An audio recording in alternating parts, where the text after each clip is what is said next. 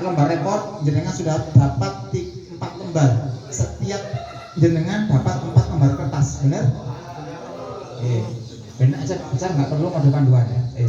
Bapak Ibu, kita belajar ilmu iridologi. Ini saya anggap ilmu ini sangat istimewa karena satu-satunya ilmu diagnosa komplementer tradisional yang diakui oleh seluruh dunia bahwa analisa iris mata itu punya proyeksi yang sangat istimewa untuk bisa melihat kelemahan, kekuatan, faktor gen dan lain sebagainya sampai bisa melihat spiritual nanti. Nah, ternyata dalam teori iridologi ini adalah sebuah konsep diagnosa penyakit melihat dari proyeksi iris mata. Saya ulangi, iridologi adalah ilmu fisiodiagnosa untuk melihat potensi kekuatan dan kelemahan organ melalui iris mata. Iris mata maksudnya, iris mata. Nah, sejarahnya Bapak Ignat Mafazeli ini adalah dari Hungaria ini. Cerita awalnya itu adalah memang beliau ini pemerhati dunia dunia kesehatan juga.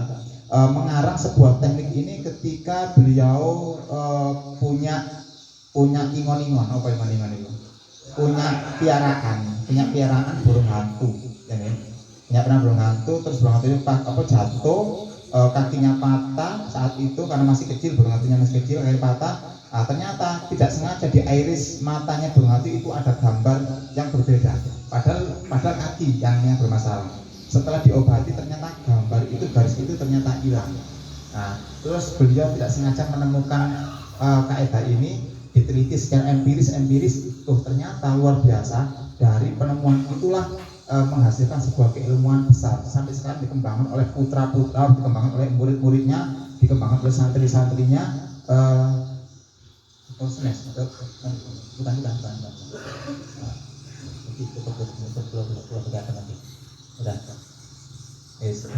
Sehingga dikembangkan menjadi sebuah keilmuan kaidah baru. Alhamdulillah saya juga di rumah punya burung hantu.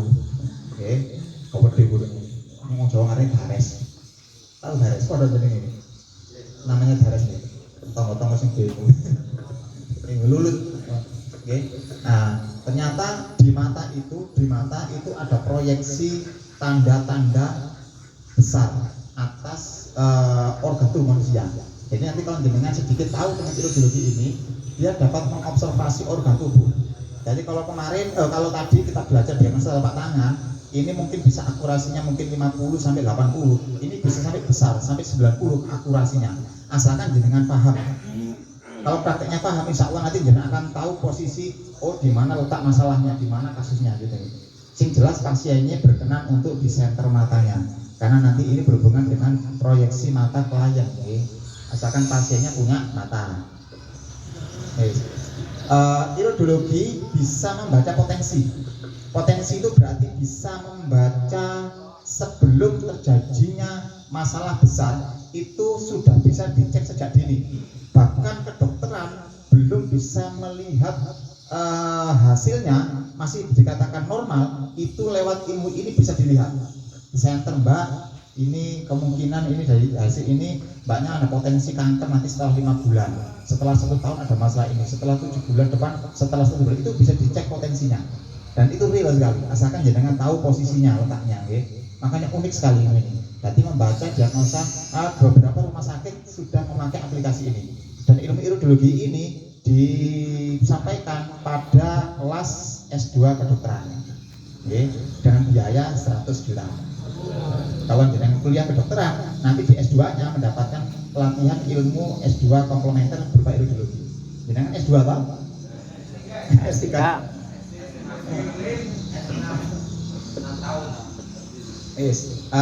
Kaidah ilmu yang nanti disampaikan, yang pertama iridologi. Ini kita membaca tentang iris mata. Yang kedua sklerologi, membaca tentang sklera, dan pupilologi membaca tentang pupil. Tapi yang akan kita pelajari adalah iridologi saja. Kenapa itu saja? Karena ini sudah cukup mendampingi dengan sebagai laboratorium berjalan. Jadi nanti kalau menemukan ini dengan bisa melihat, masya Allah, itu bisa mengetahui dengan bagaimana ibu yang sedang hamil itu tahu bahwa posisi anaknya itu nanti mulai dari Nopo istilah itu mulai dari jenis kelaminnya, terus potensi anak itu nanti kena penyakit apa setelah dia dewasa, itu secara itu jadi cek. Namanya embriologinya. Sampai seperti itu. Nah, ini unik memang. Oke. Iridologi kita akan belajar tentang ilmu diagnosa iris mata. Makanya semuanya nanti wajib punya center hari ini. Itu nggih. Kalau bisa memang beli center khusus namanya center Penlet namanya, di apotek ada. Harusnya kalau nggak salah 40 atau 50 itu bagus center dari seperti kedokteran itu. Yes. Nah, iridologi ini dia bisa membaca potensi penyakit fisik, emosional dan spiritual. Emosional itu berarti dia berhubungan dengan jiwa. Pendendam berhubungan dengan psikologi itu jiwa, sampai spiritual itu kita bisa cek dengan kondisi ini, dan subhanallah luar biasa. Saya setiap kali menyampaikan ini takjub dan selalu heran. Kenapa? Allah itu luar biasa. Ketika Allah itu meniupkan ruh kepada sang jabang bayi, ya, ditiupkan ruh, dan seketika itu juga Allah menggariskan apa? Satu, jodoh, rezeki, Saidun Ausakiyun, sampai kematian itu. Tapi Allah nggak ngawur. Allah itu setelah memberikan itu juga Allah menuliskan almanak atau menuliskan memo yang ada di iris mata. Itu sehingga kalau orang itu tahu ilmu ini, itu kita bisa tahu bahwa orang itu nanti di usia berapa sampai berapa itu terjadi hentakan kehidupannya, baik itu fisiknya terjadi hentakan, terjadi sesuatu hal yang besar, itu bisa diketahui di iris mata. Itu posisinya anak itu baru lahir. Itu nggih. Jadi di sini sampai bisa mengetahui bagaimana kalau panjenengan nanti suatu saat belajar sampai ke emosional, iridologi emosional, itu bisa mengetahui garis kebahagiaan, termasuk nanti jodoh. Kalau ada garisnya 1 berarti jenengan nanti dipastikan seumur hidup nikah 1. Kalau nanti jenengan di center ternyata kok ilmunya ini nanti nyampe ke jenengan, ternyata jenengan di center kok ternyata garis kebahagiaannya 3, sifat dipastikan jenengan seumur hidup akan nikah 3 kali. Dan itu nggak boleh ditolak karena memang itu sudah nasnya seperti itu. Ini amanat memo yang dituliskan oleh Allah ketika jenengan ditiupkan ruh dalam kandungan, belum keluar. Itu nggih. Termasuk nanti di jam berapa, di tahun berapa, ini kan misalkan ini tahun 40 sampai tahun 50. Ada sesuatu kolornya di sini. Nanti terjadi ada hentakan kehidupan. Nanti jenengan akan bertengkar dengan keluarga yang begitu besar sekali. Itu nih, akan dipertahankan apakah terus apakah lanjut, itu ketemu garisnya. Makanya kalau mau membaca koy ilmu meramal, tapi bukan meramal, karena ini ilmu membaca tanda. Okay? Makanya tolong akidah, iman, syariatnya itu benar-benar kuat. Karena kalau jenengan paham ini 50% saja, koy bisa mendiagnosa orang sampai jangka mereka berapa tahun lagi. Karena sudah garisnya seperti ini sudah. Itu nggih. Itu namanya di emosional nanti. Nah, kita belajar nanti di fisik dulu. Ini fisik aja supaya insya Allah nanti ya. Kalau di spiritual nanti kita berhubungan dengan seseorang ketika dia berzikir tertentu, membaca ayat tertentu, itu garis-garis itu dia akan berubah menjadi garis. Jadi di sini nanti ketika dia dipastikan ada gejolak atau ada sapiun atau ada cilaka di tahun-tahun berapa. Ketika nanti kita berzikir sebelum mencapai ke garis ini, digarap dari sini, nyampe di sini, itu ternyata celakanya itu hilang gara-gara melewati proses yang jenengan di spiritualnya nanti ada kaidahnya. Jadi iso merubah situasi yang harusnya jadi itu dengan kekuatan spiritual ini. Kalau sklerologi ini adalah mendiagnosa penyakit lewat sklera.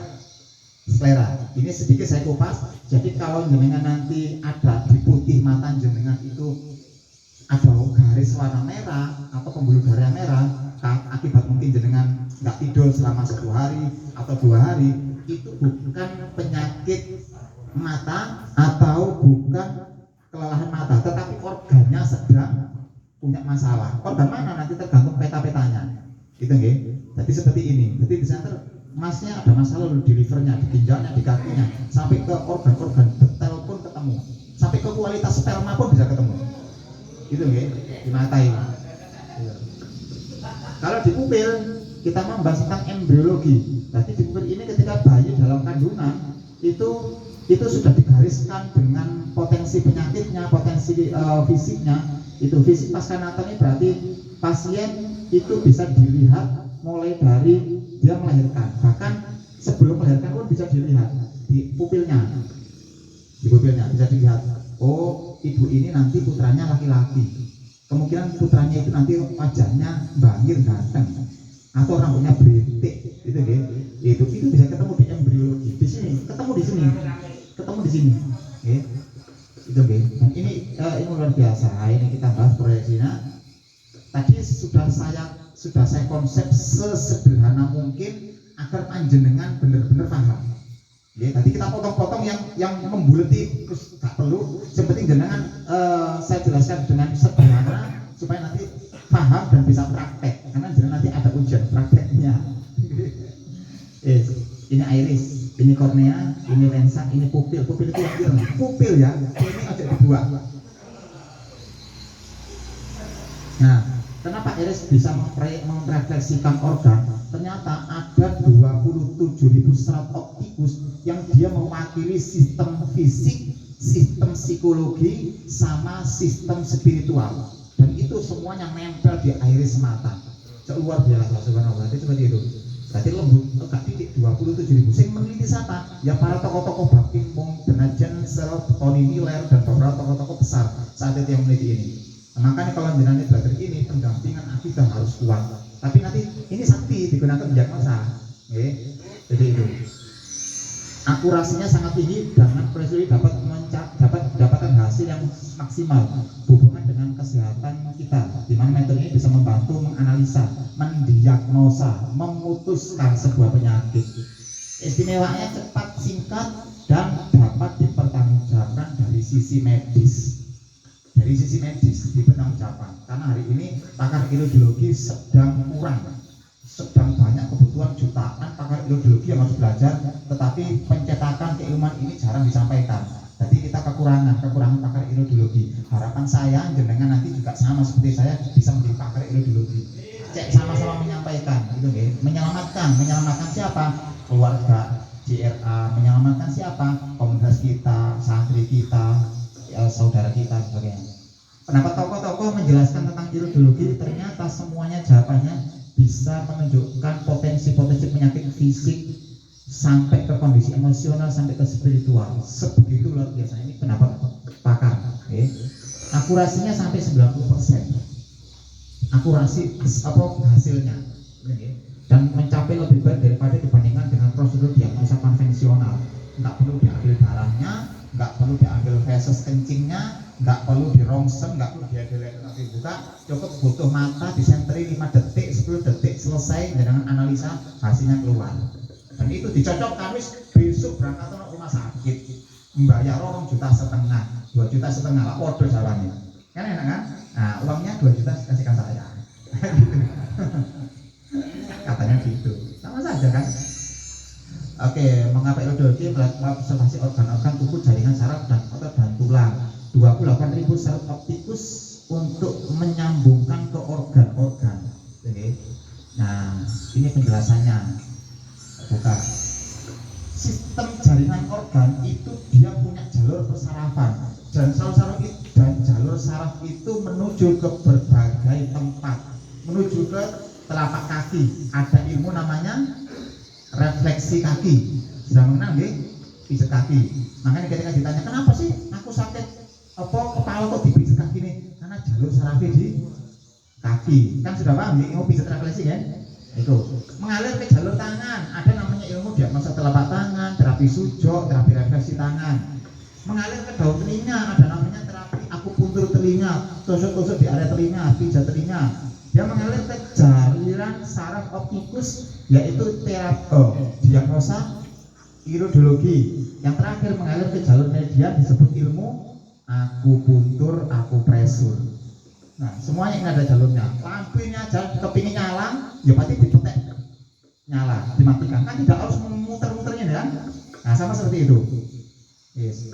Nah, serat optikus itu dia menganalisis dia disampaikan ke otak menyampaikan ke organ, sehingga kalau organ itu dia bermasalah, maka organ ini sistem sarafnya akan menyampaikan ke otak akan menyampaikan ke jalinan saraf mata, sehingga di situ berubah bentuknya, berubah bentuknya. Berarti ini mau bunyi, berarti jantungmu bermasalah, livermu bermasalah, lambungmu bermasalah, bunyi semuanya. Ketika lambung ini ditemukan, ini hilang, garis hilang. Itu nggih, bisa dipahami nggih. Nggih. Minta tolong nanti kalau jenengan mungkin kurang paham, tak ulangi lagi.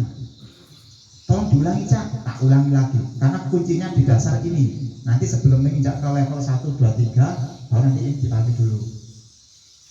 Iridologi dapat mengetahui indikasi hal berikut. Tubuh lemah, tubuh kuat. Berarti jenengan akan tahu. Contohnya nanti kita ke desain terlalu hati-hati di lokas kamu kayak ngadeg loh ya. Itu bisa dilihat ya. Lemah kamu nanti iya seperti itu ya. Terjadi penumpukan racun di bagian titik tertentu dan sebagainya. Nah, ternyata iridologi itu ada kelemahannya. Kelemahannya tidak bisa mendiagnosa ini, tekanan darah nggak bisa, karena dia harus pakai tensi. Kita ke center, tekanan darahmu 120/90, nggak bisa, itu wilayahnya tensi, ya. Tidak bisa mengetahui obat-obatan yang dikonsumsi, nggak bisa. Kamu baru konsumsi Panadol ya, nggak bisa. Mengkonsumsi makanan nggak bisa. Jadi ini yang tidak bisa, penyakit di paru-paru atau benda asing yang masuk di badan. Untuk kanker tumor dia tidak bisa dilihat, kecuali kanker tumor itu bisa dan sudah merubah bentuk fisiknya organ, baru bisa tahu. Paham ya? Itu nggih, kanker gede, tapi bisa menggeser organ yang lain. Nah itu baru bisa berubah, bisa kelihatan. Kalau belum berubah, belum bergeser nggak bisa. Ya. Nah, cakupan materi dasar ini ada sekitar 11 level. Waktunya sekitar 6 hari. Tapi nanti tak potong sampai ke level 7. Dalam harapan level 7 ini dalam waktu sekarang sampai nanti Bapak Isa tuntas selesai jenengan belum ngantuk. Neng ngantuk gak tanggung jawab aku. Kenapa? Karena ini satu ini selesai, nanti ini nyambung. Ini hilang, ya nih belum ketemu nanti. Sudah paham ya kira-kira ya? Jadi intinya iridologi adalah mendiagnosa penyakit atau ketidakseimbangan lewat iris mata, bukan mata ya, iris mata. Itu wis. Yang pertama, level pertama. Ini namanya serat, tentukan serat. Manusia itu di irisnya itu punya serangkaian jenis serat, mulai dari rapet, agak longgar, sangat longgar, dan super longgar. Ini menunjukkan adanya potensi kesehatan manusia. Ini secara real, matanya orang Indonesia itu warnanya coklat. Jadi ada yang selain coklat? Nggak ada ya? Coklat semuanya ya? Nah, kalau nanti ada yang keturunan Eropa, sulit aku diagnosanya. Serat longgar, serat rapet. Ini mengindikasikan orang tersebut sehat. Seratnya rapat. Ini sangat sederhana sekali, sangat mudah sekali. Ini rapat itu maksudnya nggak ada celah, nggak ada bolong-bolongan, nggak ada renggangan. Itu seratnya rapat, itu menunjukkan orang itu sehat walafiat, sehat jasmani, sehat rohani, sehat fisik sama psikis. Yang ini contohnya lagi serat ini rapat. Ini apa ini? Pupil. Ini iris. Yang kedua, mulai muncul ketidakseimbangan level pertama, disebutnya akut. Akut itu penyakit awal hadir. Seratnya mulai longgar sedikit-sedikit. Ini bisa dipahami ya?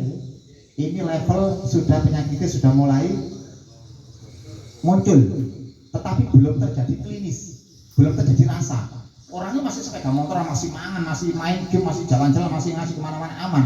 Tapi muncul penyakitnya sudah kelihatan ya.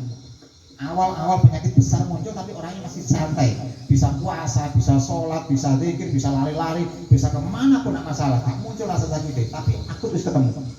Ini muncullah ini tanda-tanda dini atau tanda-tanda dini. Ini biasanya orang tidak tahu.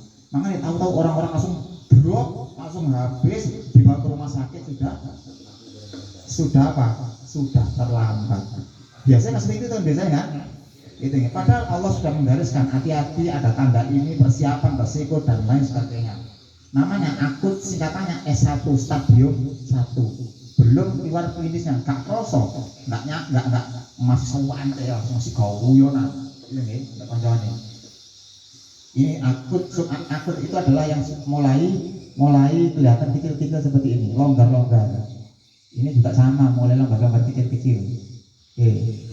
Yang kedua mulai level 2, yaitu stadium 2 namanya subakut. Kenapa? Panjenengan nanti ketika saya minta tolong itu diulang, itu untuk panjenengan agar ingat, karena ada bahasa penting yang jenengan harus mengucap lagi. Gitu ya. Itu subakut ini adalah mulai stadium 2, mulai muncul longgar-longgar. Saya jelaskan ini adalah iridologi jenis klasik, kan ada dua, ada klasik, ada modern. Yang klasik itu membahas tentang fisik, yang modern membahas tentang psikis atau emosional atau kejiwaan. Ini subakut, ini air mata, ini pupil, nah seperti ini mulai kelihatan hitam-hitam ya. Nanti senternya, caranya, prakteknya nanti kita tunjukkan prakteknya. Kita tunjukkan dulu semua. Ini subakut, agak sedikit longgar-longgar ini. Bukan yang ini, tapi ini. Oke. Nah, level 3 yaitu level kronis atau stadium 3, mulai longgar, hitam-hitam. Yes, mulai longgar. Ini masuk di sini posisinya. Yes. Oke. Kronis level 3 juga sama, model yang lain. Ini juga model yang lain. Ini kronis namanya. Ini sudah mulai terasa. Kok penyakit dengan ini, kasih ini dengan ini, sok ampun udah. Gitu nggih. Penanganannya bagaimana? Nanti ada kita tunjukkan penanganannya. Kronis level 3 sama. Oke. Yang keempat adalah degeneratif. Degeneratif itu seratnya mulai longgar seperti lubang-lubang. Ini juga sama. Jelas ya panjenengan nggih? Mulai longgar. Ini juga mulai longgar. Kalau saya menemukan kasus-kasus penyakit yang model-model ini longgar juga, oh sangat ini gede no, foto kameranya dibesarkan, baca dengan jelas. Nah, kalau saya menemukan kasus seperti ini, itu biasanya saya takut. Kenapa? Saya pastikan dia sudah banyak kelemahan organ-organ dan dalam otak saya ini orang ini nggak lama hidupnya. Cuma nggak